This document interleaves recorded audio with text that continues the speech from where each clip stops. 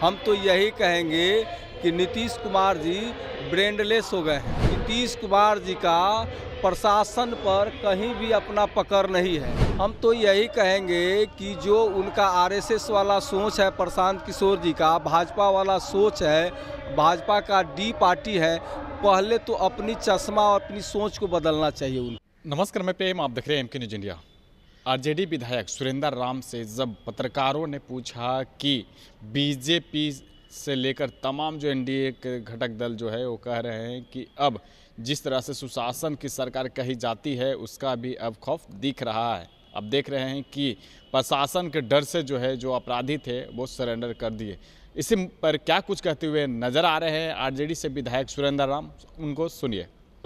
देखिए, ये कहा जाता है कि ये सुशासन की सरकार है और सुशासन की सरकार में बंदूक से दनादन गोलियां चल रही है, तो ये कैसा सुशासन की सरकार है? ये सुशासन की सरकार नीतीश बाबू बोलते हैं लगातार हत्या, अपहरण, लूट, बलात्कार, डकैती ये सब सरेआम हो रहा है, तो इसको कैसा ये सुशासन की सरकार हम कहेंगे?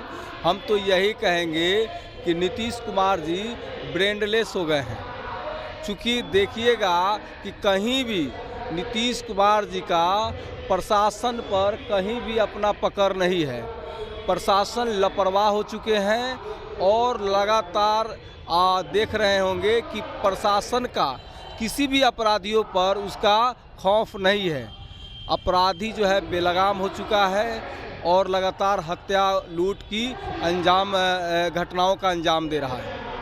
बीजेपी की ओर से कहा जा रहा है कि एनडीए सरकार में प्रशासन का जो खौफ है उसके कारण जो दोषी थे वो खुद को आत्मसमर्पण कर दिए। ये आत्मसमर्पण गोली चलाने के बाद न हुआ है। गोली तो ये चल गया ना बाजार में सरेआम।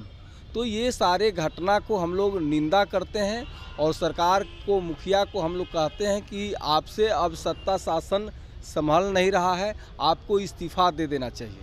प्रशांत किशोर भी कर्पूरी जयंती पर कहे थे कि व्यवस्था बदलनी चाहिए, परिवर्तन होना चाहिए सत्ता। हम तो यही कहेंगे कि जो उनका आरएसएस वाला सोच है प्रशांत किशोर जी का, भाजपा वाला सोच है, भाजपा का डी पार्टी है, पहले तो अपनी चश्मा और अपनी सोच को बदलना चाहिए उनको।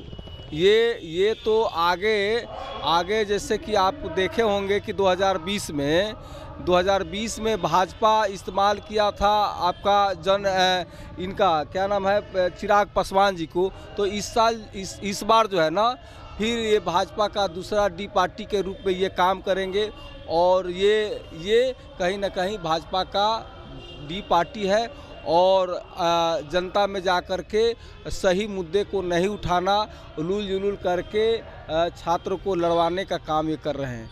शिक्षा विभाग के एक अधिकारी के पास कई करोड़ रुपए की संपत्ति जब्त मिली है, क्या कहेंगे? तो यही ना कुशासन की सरकार है, राक्षस राज है। इसको आप ये समझ लीजिएगा कि ये अफसरशाही राज है। तो अफसर के यहाँ खजाना नहीं मिलेगा तो किसान मजदूर के यहाँ खजाना मिलेगा। लूट रहे हैं नीतीश जी के अफसर, तो खजाना तो उन्हीं के यहाँ न मिलेगा। तो कैसा ये सुशासन की सरकार है? ये करप्ट सरकार है, भ्रष्ट सरकार है। इसको कितना भी भर्त्सना किया जाए ये कम है। ये आनंद सिंह विधानसभा चुनाव लड़ने की तैयारी चल रही है, उसी बीच इस तरह का हुआ, तो क्या लगता है राजनीति में इस तरह का जो आपराधिक घटनाओं में जो मिले हैं या आपराधिक हैं तो उनको सीट मिलना चाहिए?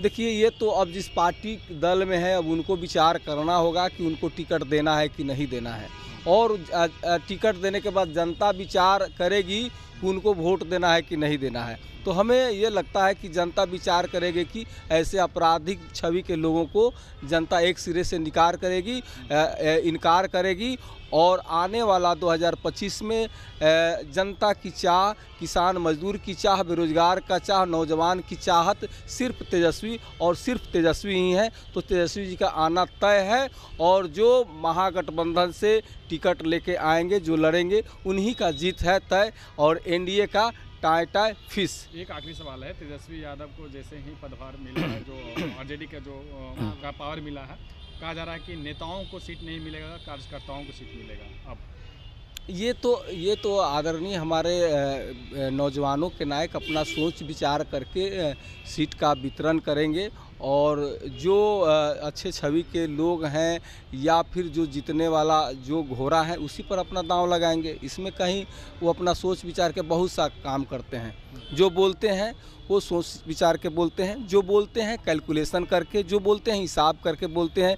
तभी तो माई बहन मान योजना हमारे तेजस्वी बाबू बनेंगे तो हमारी जो महिलाएं हैं उनको प्रत्येक महीना उनको 25-25 रुपया मिलेगा और विकलांग पेंशन, विधवा पेंशन, वृद्धा पेंशन का भी राशि मिलेगा। गैस सिलेंडर भी 400 ये जो 1200-1500 का है वो सिर्फ मात्र 500 रुपया में मिलेगा। तो ये बहुत सारे 200 यूनिट बिजली भी फ्री मिलेंगे। तो ये सारी योजनाएं जो है ये सोच विचार करके तेजस्वी बाबू बोलते हैं, जो बोलते हैं उसको सरजमी पर उतारने का भी काम करते हैं।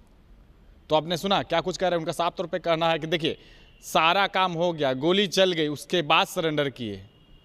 अपराधी जो है बेलगाम है, कोई भी प्रशासन का बात सुनने वाला नहीं है, प्रशासन से कोई डरता नहीं है। और जिस तरह से उन्होंने कहा है कि सुशासन की सरकार है, वो पता चल रहा है कि अपराधियों का बुलवाला है, अब अपराधियों का जो है मनोबल बढ़ रहा है। लेकिन आने वाला समय बता देगा कि किस तरह से नीतीश कुमार और एनडीए की सरकार ने बिहार को बर्बाद किया है।